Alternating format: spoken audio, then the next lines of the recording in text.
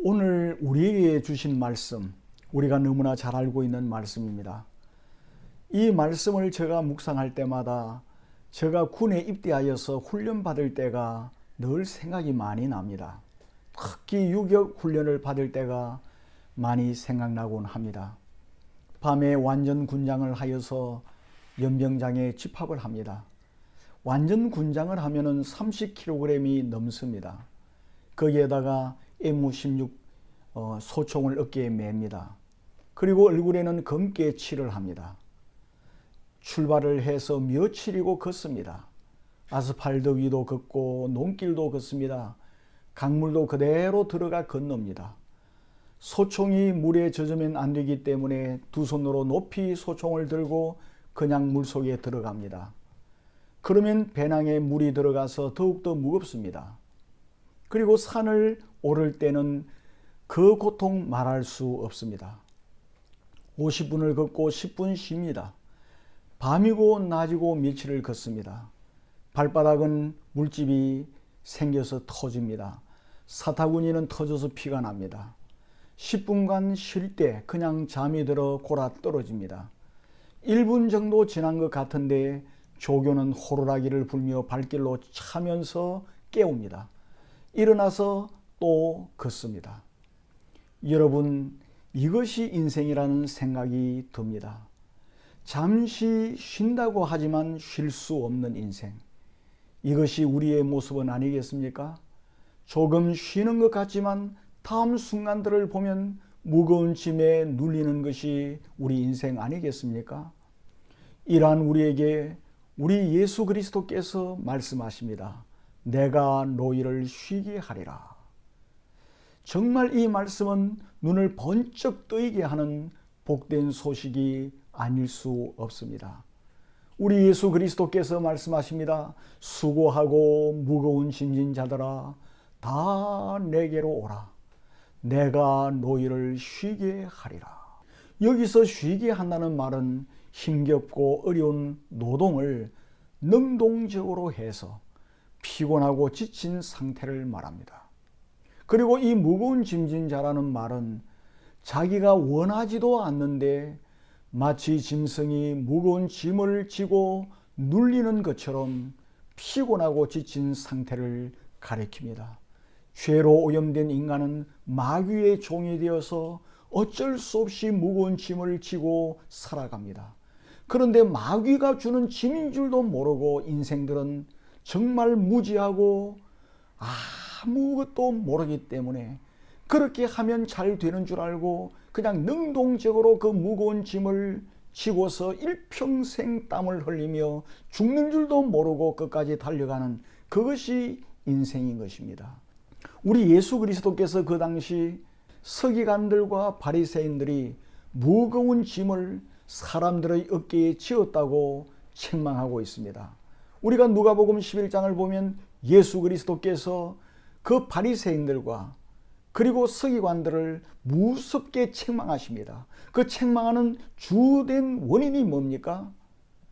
무거운 짐을 사람들에게 지워 너무너무 고통스럽게 만들고 있기 때문이었습니다.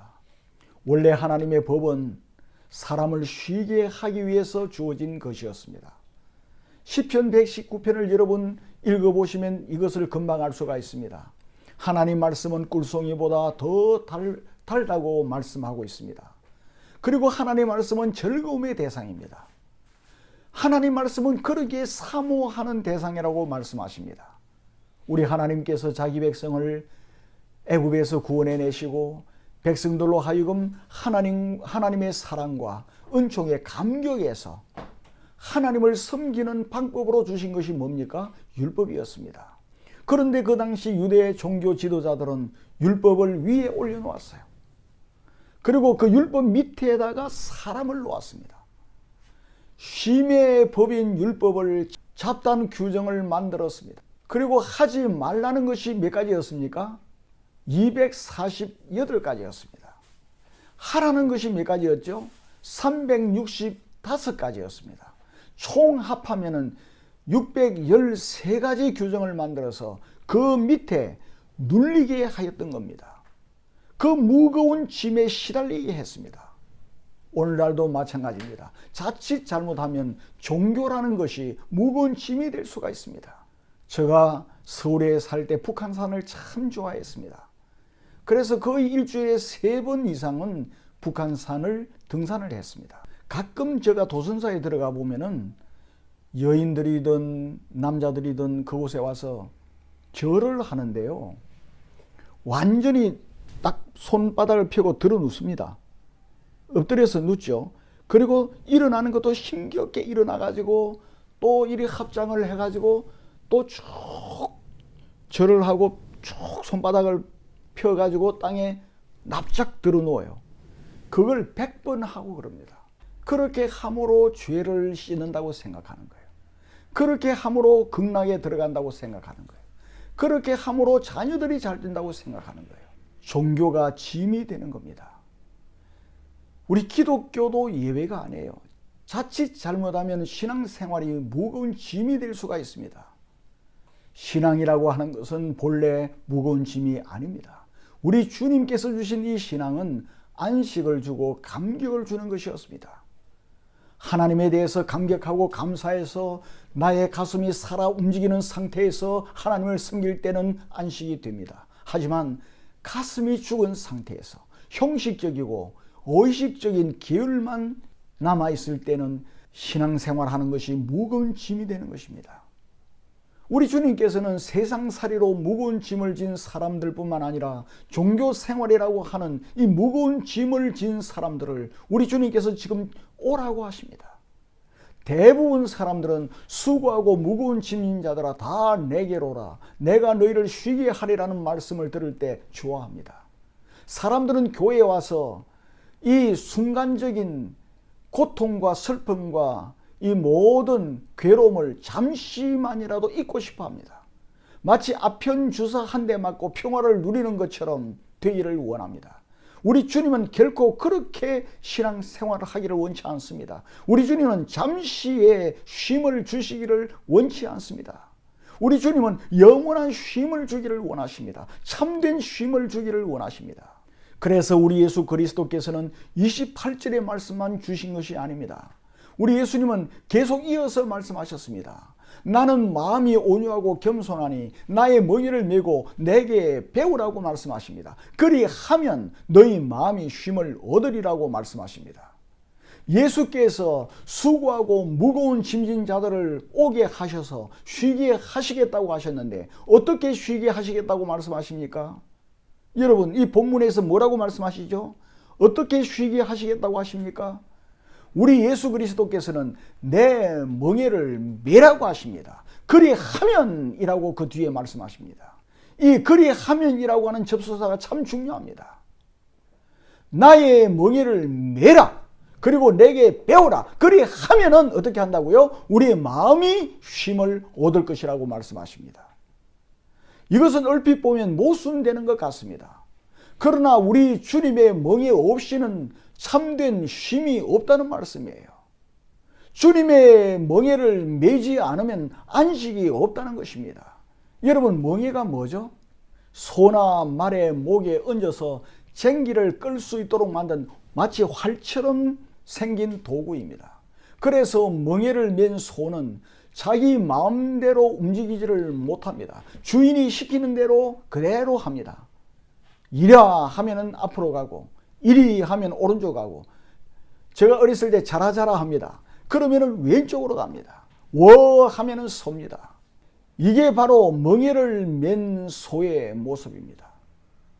여러분 잘 아시다시피 과거에 닉슨 대통령의 오른팔로 봉사했던 사람이 누굽니까? 찰스 콜슨이라는 사람이었습니다. 저는 그 사람에 대해서 어떤 때 간혹 생각을 합니다. 이 닉슨 대통령 하면 어떤 사람이죠? 워터게이트 사건이 기억나죠. 이 찰스 콜슨이라고 하는 사람은 그 워터게이트 사건에 연루가 되어서 감옥에 갔습니다. 감옥에 가서 진실로 예수 그리스도를 만났습니다. 예수님을 만난 이후로 수감자들을 위하여 복음을 전하는 사람이 되었습니다. 그가 후에 책을 썼는데 그 저서에서 이러한 말을 하였습니다. 과거의 나의 인생의 삶은 완전한 성공의 이야기였다.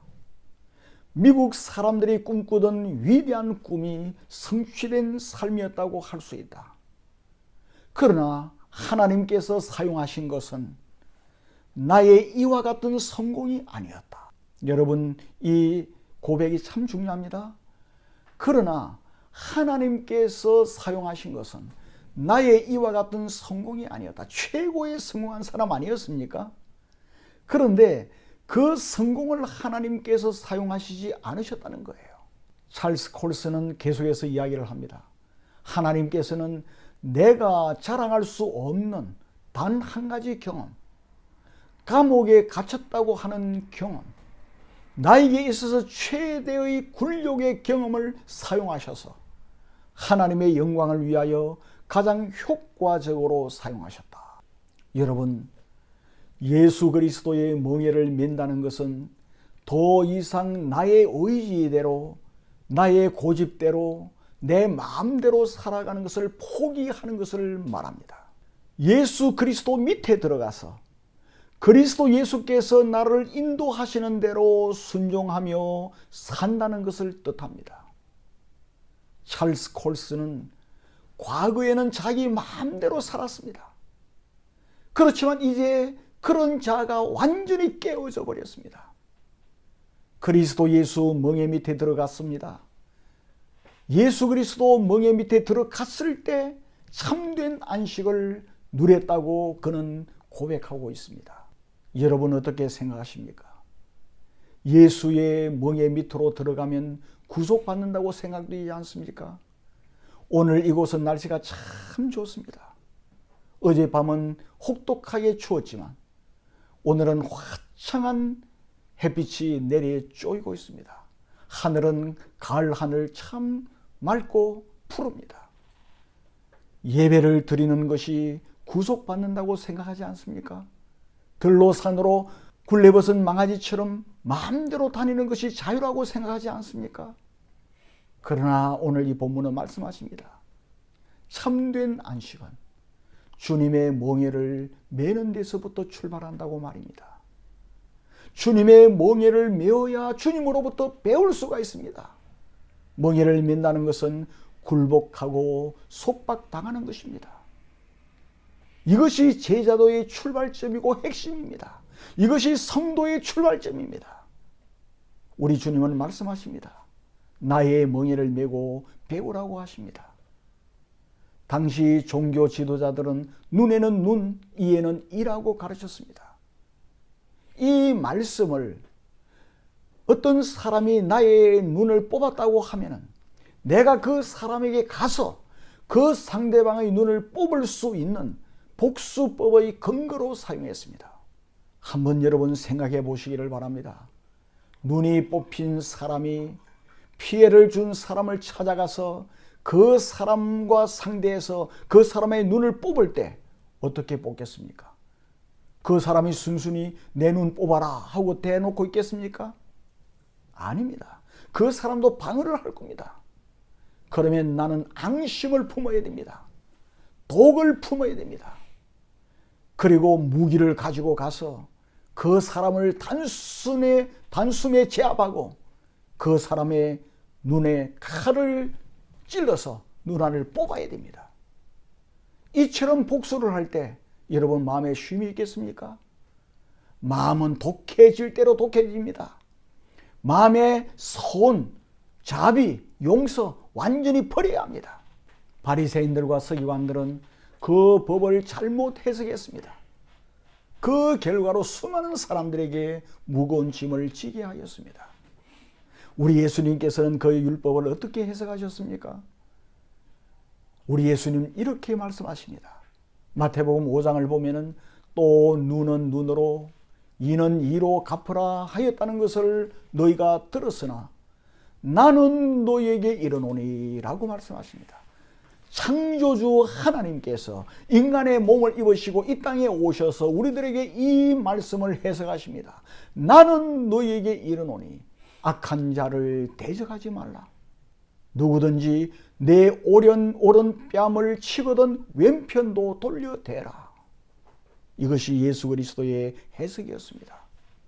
우리 예수 그리스도께서는 오른편 뺨을 때리면 왼편을 돌려대라고 하심으로 개인의 복수심을 완전히 없애버리셨습니다. 이것이 예수 그리스도 하나님의 해석입니다. 이렇게 될 때 뭐가 온다는 겁니까? 우리 마음에 쉼이 찾아온다는 것입니다. 우리가 마가복음 3장을 보면은 한쪽 손 마른 사람이 있었습니다. 그런데 주님은 그 사람에게 명령하십니다. 내 손을 펴라고 말씀하십니다. 여러분 생각해 보십시오. 손이 말랐습니다. 손이 소아마비가 되어서 완전히 조그만하게 비틀어져 있습니다. 그 말라 빠진 손을 어떻게 펴입니까? 아마 놀린다고 생각할 수도 있는 명령입니다.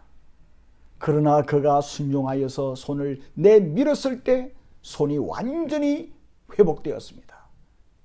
펼 수 없는 손이었습니다. 그러나 주님께서 내밀라고 말씀하신 말씀 속에는 어떤 능력이 들어있습니까? 내밀 수 있는 능력까지 공급되고 있는 것입니다. 우리 주님의 명령 속에는 모든 능력이 들어있는 것입니다. 이것을 믿으시기 바랍니다. 우리가 성경을 읽을 때, 지금 이 순간에 설교 말씀을 들을 때, 이 말씀은 단순히 파장이 되어서 여러분의 귓가를 울리는 것이 아닙니다. 이 말씀 속에는, 하나님의 말씀 속에는 능력이 함께 포함이 되어서 여러분에게 공급이 되고 있다는 사실을 믿으시기를 바랍니다. 하나님 말씀은 능력입니다. 능력이 공급되고 있는 거예요. 우리가 말씀을 들을 때 우리에게 능력이 임하는 겁니다. 누구의 능력입니까? 주 예수 그리스도의 능력이에요. 그 능력이 공급되는 것입니다. 그래서 손을 펼 때 완전히 회복이 되었습니다. 예레미야 6장 16절을 보면은 여호와께서 이같이 말씀하시되 너희는 길에 서서 보며 옛적 길 곧 선한 길이 어디인지 알아보고 그리로 가라. 너희 심령이 평강을 얻으리라. 그렇게 말씀하십니다. 주님께서 우리에게 오셔서 선한 길이 어디인지, 어떤 것이 선한 길인지 우리에게 가르치고 보여주셨습니다. 주님께서 말씀하신 대로 가면은 심령의 평강을 얻게 되는 거예요. 주님께서 가르치신 것이 가장 선한 길입니다.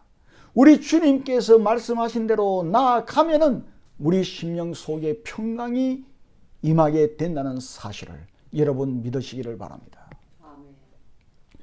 그런데 우리가 마음의 쉼을 얻기 위해서는 어떻게 해야 되죠? 우리 예수님께서는 온유하고 겸손해야 한다고 말씀하십니다. 마음의 쉼을 얻기 위해서는 우리가 온유하고 겸손해야 되는 거예요. 이 온유하고 겸손한 마음은 사람들에게 배울 수 없습니다. 위대한 스승에게서 배울 수가 없어요. 오직 그리스도 예수로부터 배워야만이 참된 온유, 참된 겸손을 가질 수가 있습니다. 왜 그렇습니까? 주님만이 온유하신 분이셨고 참된 겸손하신 분이었습니다. 예수님의 온유가 어디에서 나타납니까? 예수 그리스도의 전생애에 나타났습니다. 그런데 십자가에서 절정을 이루었습니다. 못 박는 사람들, 그리고 조롱하는 사람들, 창으로 옆구리를 찌르는 사람들, 침 뱉는 사람들, 그러한 사람들을 우리 예수님께서는 어떻게 대하셨죠? 아버지, 저들을 사하여 주옵소서. 자기들이 하는 것을 알지 못함이니이다 라고 하나님 아버지께 기도하겠습니다. 이 이상의 온유가 어디 있겠습니까? 시편 37편에서는 악을 행하는 자들 때문에 불평하지 말며 불의를 행하는 자들을 시기하지 말지어다. 이 말씀으로 시작합니다. 악을 행하는 자들 참 많습니다. 그들 때문에 불평하지 말라는 겁니다. 불의를 행하는 자들이 참 많습니다. 그들 때문에 시기하지 말라고 말씀하십니다. 특별히 나에게 악한 일을 하여서 내가 피해를 보았을 때 참기가 힘들지 않습니까? 그러한 마음은 온유한 마음이 아닙니다. 속에서 분이 부글부글 끓는 그때 온유한 마음이 일어날 수가 없습니다. 어떤 심령이 온유한 심령이죠? 여호와 앞에 잠잠하고 참고 기다리라고 말씀하십니다. 여호와 앞에 잠잠하고 참아 기다리라. 이것 여호와를 기대하는 심령입니다. 이것이 뭡니까? 온유한 심령이라는 거예요. 우리는 사회의 정의가 실현되기 위해 노력해야 합니다. 그러나 정의를 실현하기 위해서 내가 스스로 재판장이 되어서 집행하는 것이 하나님께서 원하시는 것이 아니라는 거예요. 그것은 온유한 마음이 아니라는 것입니다. 정의 실현을 위해서 힘쓰면서도 여호와 앞에서 잠잠하고 참아 기다리면서 기대하는 자세가 온유한 마음이라는 겁니다. 여러분 이것을 꼭 기억하시기를 바랍니다. 여호와 하나님 바라보면서 잠잠하고 참아 기다리면서 기대하는 자세, 하나님의 놀라운 은혜를 기대하는 자세, 그게 뭐라고요? 온유한 자세랍니다. 내 생각과 내 고집과 내 판단을 꺾어버리고 하나님의 뜻에 따라서 내 분노를 길들인 상태, 바로 그 상태가 온유한 상태입니다. 여러분 한번 생각해 보세요.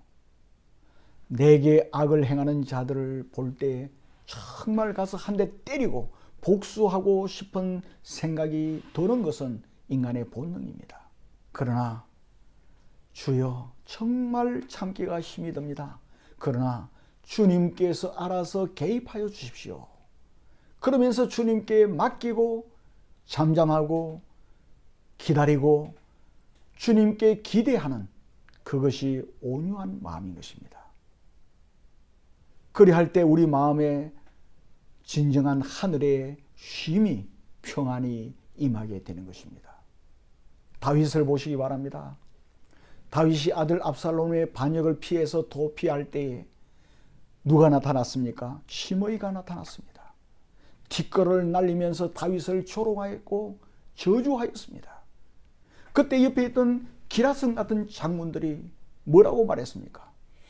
단칼에 저 개 같은 인간을 쳐버리겠습니다. 그렇게 나섰습니다. 그때 다윗은 어떻게 했습니까?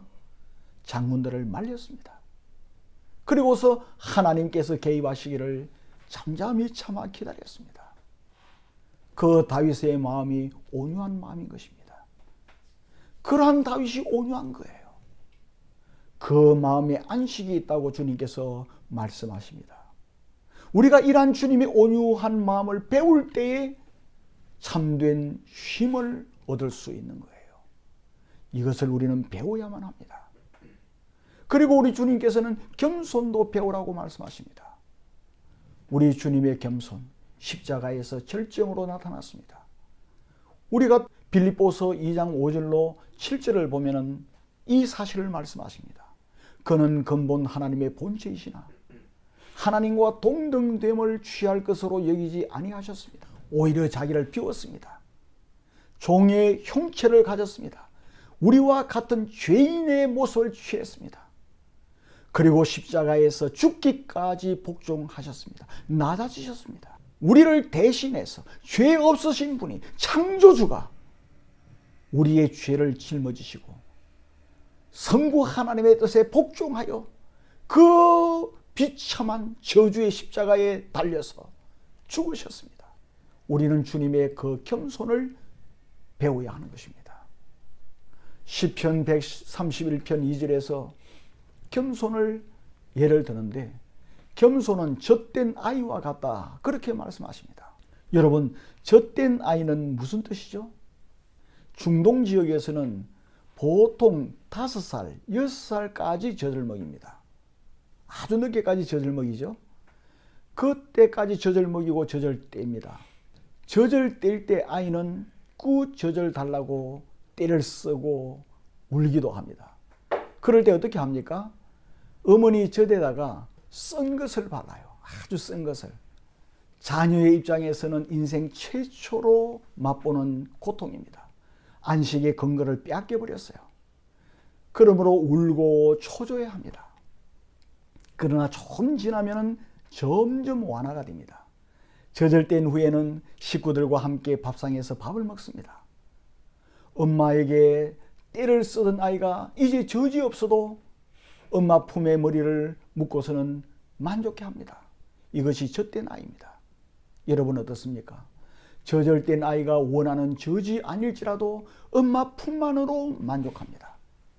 그와 같이 내가 원하는 대로 나의 인생이 주어지지 않는다 할지라도, 내가 원하는 대로 되어지지 않는다 할지라도 하나님의 품으로 만족하는 낮아진 심령, 그 낮아진 상태가 어떤 상태입니까? 겸손한 상태입니다. 엄마 품에 안겨 있다는 그것만으로도 내 영혼이 고요하고 평온한 것입니다. 하나님 품만으로도 만족하는, 그게 뭡니까? 겸손한 마음입니다.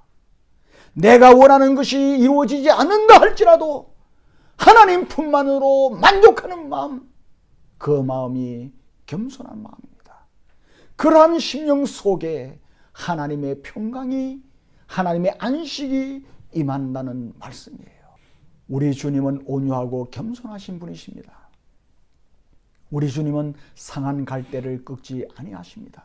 꺼져가는 심지도 끄지 않으십니다. 우리가 인생살이를 살아갈 때 바람이 불면 꺼질 것 같습니다. 일이 잘 되지 않을 때 이러다가 그냥 꺾이지 않을까? 내 인생이 꺾여버리지 않을까? 우리 가정이 꺾여버리지 않을까? 그런 생각이 들 때가 있습니다. 그러나 여러분, 주님께서는 절대로 우리를 꺾지 않으신다고 약속하셨습니다. 때에 따라 우리는 마치 꺼져가는 심지 같다고 느낄 때가 한두 번이 아닐 것입니다. 그러나 주님은 절대로 훅 불어서 우리를 끄지 않으십니다. 온유하고 겸손하신 주님께서 언제나 우리를 꼭 붙들고 계십니다.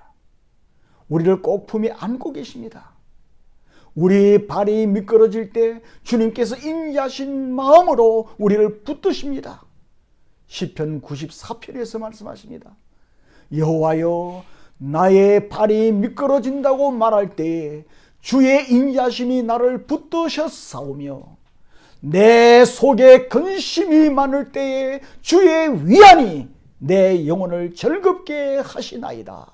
얼마나 감사합니까? 여러분, 내가 예수님의 멍에를 메고 겸손과 온유를 배우면서 살기를 원하지만 넘어지고 쓰라린 고통을 겪을 때가 있습니다. 그러나 주님의 그 인자하신 손길이 나를 붙들고 계신다는 사실을 믿으시기를 바랍니다.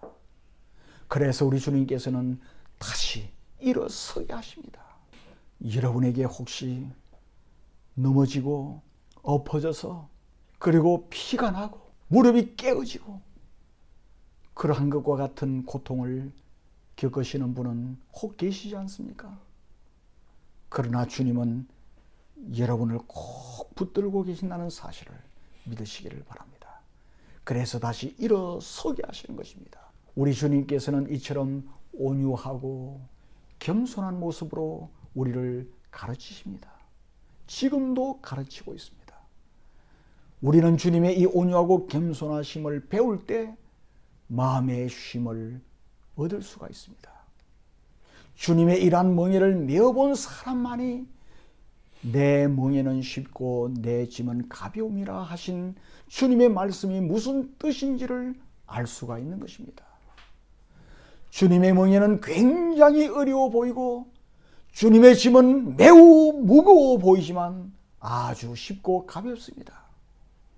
사도행전 5장 41절에서 한 가지 사건을 말씀하십니다.